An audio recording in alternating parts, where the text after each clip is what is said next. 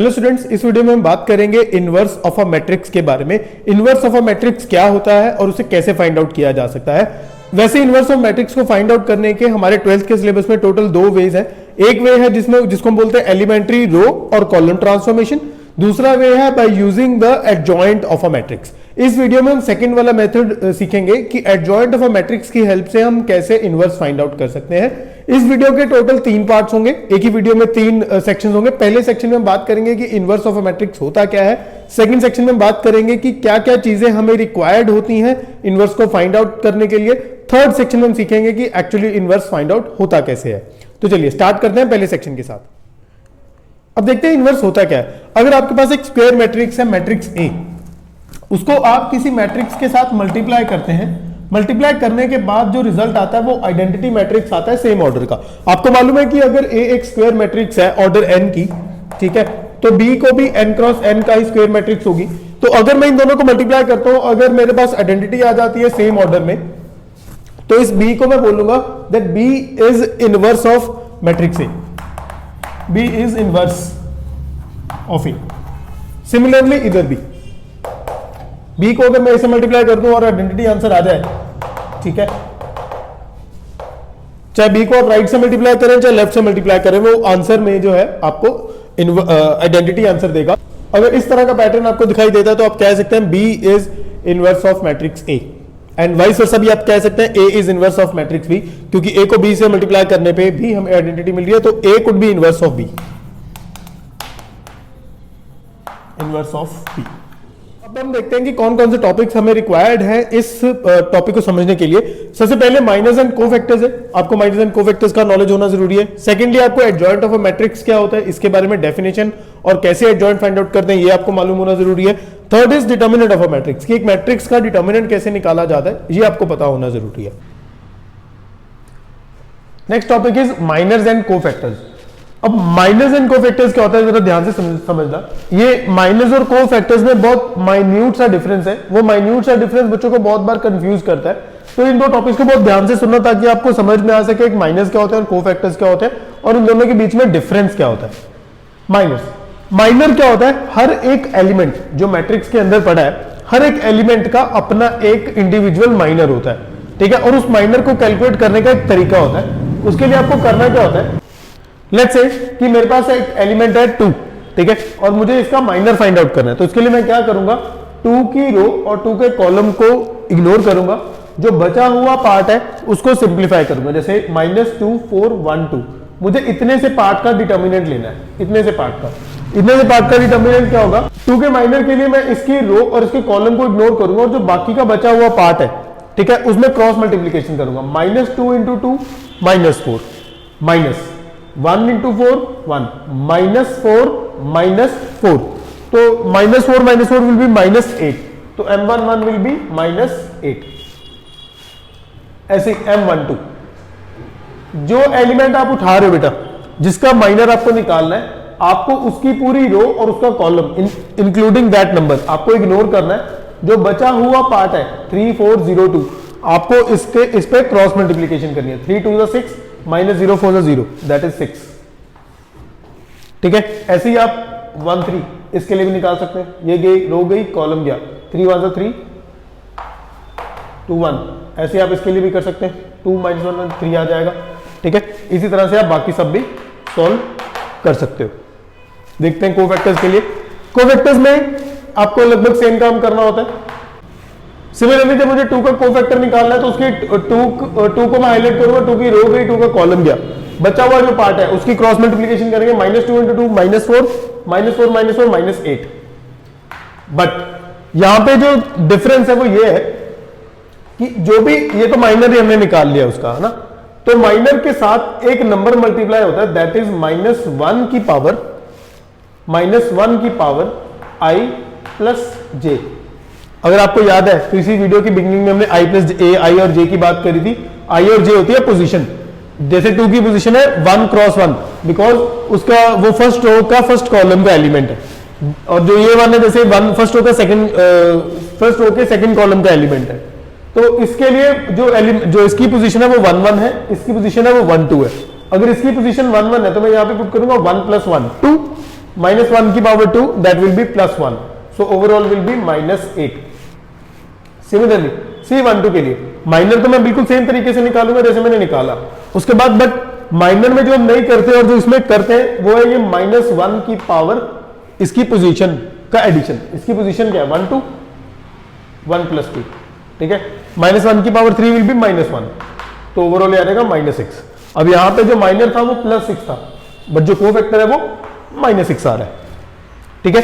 तो ऐसे ही आगे C13 के लिए भी फर्स्ट होगा थर्ड एलिमेंट -1, इस -1 का कोफैक्टर क्या निकलेगा, ये गई रो गई कॉलम गया, बचे हुए पार्ट को हम सॉल्व कर लेंगे, ये आ जाएगा 3, साथ में -1 की पावर इसकी पोजीशन आप बेटा यहां से देख सकते हो 1 3 इसकी पोजीशन है, तो आ जाएगा 1 + 3, 1 + 3 विल बी 4, पावर इवन आ गई तो आंसर 3 आ गया।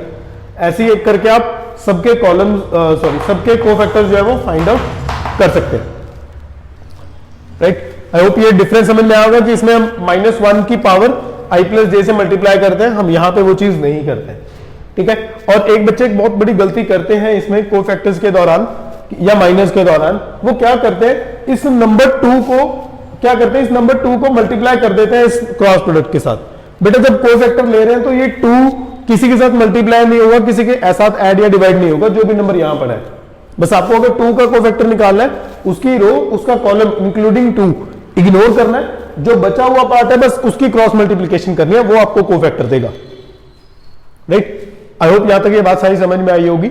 चलिए आगे देखते हैं। अब नेक्स्ट टॉपिक है adjoint of a matrix. Adjoint of a matrix मैं बाद में समझाता हूं, पहले के एग्जांपल लेते हैं। एक मेरे पास मैट्रिक्स है ए, इस मैट्रिक्स ए के मैं चाहता हूं आप हर एक एलिमेंट का जो कोफैक्टर है वो आप बनाएं। जैसे मेरा पहला कोफैक्टर होगा C11, इसका कोफैक्टर अगर आप देखेंगे रो गई कॉलम गया 4 बचा, अब यहां पे क्रॉस मल्टीप्लिकेशन नहीं हो सकती तो एलिमेंट खुद आ जाएगा 4, ठीक है। सिमिलरली आप C12 का देखेंगे तो वो बनेगा यहां पे बेटा -1 के पावर 1 + 1 भी होगा, ये 4, यहां पे आएगा -1 की पावर 1 + 2, ये करेंगे आप तो 3 के लिए -5 आ जाएगा बेटा। फिर आ जाएगा C21 -1 की पावर 2 + 1, ये आ जाएगा 3, C22 -1 की पावर 2 + 2, ठीक है, ये आ जाएगा इधर -2। इसको जब आप सिंप्लीफाई करेंगे 4 आ जाएगा, ये आ जाएगा हमारा +5, ये आ जाएगा -3 और ये आ जाएगा -2, ठीक है। अब बहुत ध्यान से सुनिए, अब आगे हम क्या करने वाले हैं। अब जो मैंने ये सारे बना लिए, हमारे जो कोफैक्टर्स हैं हम सारे कोफैक्टर्स बना चुके हैं, तो अब हमें करना क्या है, इन सभी कोफैक्टर्स की फिर से एक मैट्रिक्स बनानी है, ठीक है। एक फिर से मैट्रिक्स बनानी है और इस मैट्रिक्स में मैं एलिमेंट्स नहीं लिखूंगा, इस एलिमेंट्स के कॉरस्पॉन्डिंग उनके कोफैक्टर्स लिखूंगा। यानी अब मैं ये फिर पहले मेरी 2 × 2 मैट्रिक्स थी, अभी मैं 2 × 2 बना रहा हूं, ठीक है। बट अब मैं -2 जिस पोजीशन पे पड़ा है उस पोजीशन में -2 का कोफैक्टर लिखूंगा। -2 1 × 1 पे पड़ा था, ठीक है, इसका कोफैक्टर क्या है 4, तो यहां पे 4 आ जाएगा। 3 1 2 1 × 2, ठीक है। अब इसका इस 3 का कोफैक्टर क्या है 5, ठीक है। सिमिलरली -5 वाला का कोफैक्टर क्या है -3, जो पोजीशन -5 की होगी वो पोजीशन -3 की हो जाएगी। सिमिलरली 4 के लिए 4 की पोजीशन जहां 4 की पोजीशन पे उसका कोफैक्टर आ जाएगा, उसका कोफैक्टर है -2, ठीक है। अब जो ये मैट्रिक्स बन गई इसको बोलते हैं कोफैक्टर मैट्रिक्स, इसको मैं बोलता हूं कोफैक्टर मैट्रिक्स, ठीक है। एक ऐसी मैट्रिक्स जो कोफैक्टर्स की हेल्प से बनाई गई है, ठीक है। अब मैं एक बार इस मैट्रिक्स को यहां लिख लेता हूं 4 5 -3 -2। मैं एक बार फिर से रिपीट कर देता हूं। इस मैट्रिक्स में जो एलिमेंट्स पड़े हैं मैंने सबके कोफैक्टर्स निकाले और हर एक एलिमेंट को उसके कोफैक्टर से रिप्लेस कर दिया, तो एक नई मैट्रिक्स बन गई। जब मैं इस मैट्रिक्स का ट्रांसपोज करूंगा, तो ट्रांसपोज करने के बाद जो नई मैट्रिक्स बनेगी, रो उठाई कॉलम बना दिया, रो उठाई कॉलम बना दिया, रो उठा के कॉलम बना। जब मैंने इस मैट्रिक्स का ट्रांसपोज किया तो जो ये न्यू मैट्रिक्स आई है बेटा, ये जो लास्ट मैट्रिक्स आपके पास आई है, ये हमारी मैट्रिक्स, इसको बोलते हैं adjoint of a matrix A. जो हमारे पास ये मैट्रिक्स ए थी, ये इसका एडजॉइंट होगा। एडजॉइंट में आपको दो मेजर स्टेप करने हैं। पहला मेजर स्टेप कोफैक्टर मैट्रिक्स बनानी है, दूसरा मेजर स्टेप उसका ट्रांसपोज करना है। कोफैक्टर मैट्रिक्स बनाने के लिए आपको बहुत ज्यादा कंसंट्रेशन लगानी पड़ेगी। जब आप 3x3 मैट्रिक्स करेंगे बहुत ज्यादा ध्यान से आपको काम करना पड़ेगा, अदरवाइज कोफैक्टर्स गलत हो जाते हैं मोस्ट ऑफ द टाइम्स। आपको बहुत ध्यान से कोफैक्टर्स फाइंड आउट करने हैं। बहुत ज्यादा कंसंट्रेशन लगाने के बाद अक्सर बच्चे उसका ट्रांसपोज करना भूल जाते हैं। ट्रांसपोज करोगे देन जो आपके पास मैट्रिक्स आएगी ये एडजॉइंट ऑफ ए होगा। बेटा ये मैंने आपको ये बताया कि एडजॉइंट ऑफ ए मैट्रिक्स निकालते कैसे हैं। अभी तक हमने ये डिस्कस नहीं किया कि एडजॉइंट ऑफ ए एक्चुअल में होता क्या है। कहते हैं कि अगर एक मैट्रिक्स को उसके एडजॉइंट के साथ मल्टीप्लाई कर दिया जाए, क्योंकि एडजॉइंट ऑफ ए भी एक मैट्रिक्स ही है और सेम ऑर्डर की होगी, ठीक है। अगर एक मैट्रिक्स को उसके एडजॉइंट के साथ मल्टीप्लाई कर दिया जाए तो आपके पास आइडेंटिटी मैट्रिक्स आ जाती है जिसके साथ एक स्केलर मल्टीप्लाई होता है और वो स्केलर होता है डिटर्मिनेंट ऑफ ए, ठीक है। अब इस वीडियो में हमने डिटर्मिनेंट्स के बारे में बात नहीं करी है तो मैं बहुत ज्यादा डिटेल में नहीं बताऊंगा। अगर आपको डिटर्मिनेंट्स के बारे में मालूम है तो बहुत अच्छी बात है, नहीं है तो आप ये वाले पार्ट को इग्नोर कर सकते हो, ठीक है। ओके, अगर आपको पता है डिटर्मिनेंट क्या होता है तो इसका मतलब है कि अगर एक मैट्रिक्स ए को एडजॉइंट ऑफ ए के साथ मल्टीप्लाई करेंगे तो डिटर्मिनेंट इनटू आइडेंटिटी आ जाएगा, ठीक है। या फिर आप एडजॉइंट ऑफ ए को ए के साथ मल्टीप्लाई करेंगे तो भी डिटर्मिनेंट इनटू आइडेंटिटी आ जाएगा, ठीक है। ये आगे आने वाली वीडियोस में हमें इस चीज की बहुत ज्यादा जरूरत पड़ेगी। अब देखेंगे इनवर्स कैसे फाइंड आउट करते हैं। इससे पिछले सेक्शन में अभी हमने डिस्कस किया था कि ए इंटू एडजॉइंट ए जो होता है वो determinant of A into identity matrix और adjoint of A into A is equal to determinant of A into identity matrix होता है। मैं इतने से पार्ट को दोबारा पिकअप कर रहा हूं, इतने पार्ट को, राइट। अब मैं आपको कह रहा हूं कि आप दोनों तरफ ए इनवर्स से मल्टीप्लाई कर दीजिए। जो बच्चे नहीं जानते मैं उनको बता देता हूं कि जब कोई मैट्रिक्स की अपने इनवर्स के साथ मल्टीप्लाई होती है, कोई भी आप रैंडम अगर मैट्रिक्स एक्स उठाते हैं उसको अपनी मैट्रिक्स इनवर्स के साथ मल्टीप्लाई करते हैं, इनवर्स ऑफ एक्स के साथ मल्टीप्लाई करते हैं, तो वो आंसर में हमें आइडेंटिटी मैट्रिक्स आंसर देते हैं सेम ऑर्डर की, राइट। तो चलिए अब इसके अंदर जब ये मैट्रिसेस आपस में मल्टीप्लाई होंगी, A inverse into adjoint of A inverse into determinant of A into identity matrix. A inverse into A क्या होता है, ये आइडेंटिटी मैट्रिक्स होगा जब मैट्रिक्स अपने इनवर्स के साथ मल्टीप्लाई होगी, I into adjoint of A inverse. अब ये डिटर्मिनेंट तो एक नंबर है, डिटर्मिनेंट एक नंबर है तो नंबर एज इट इज बाहर आ सकता है।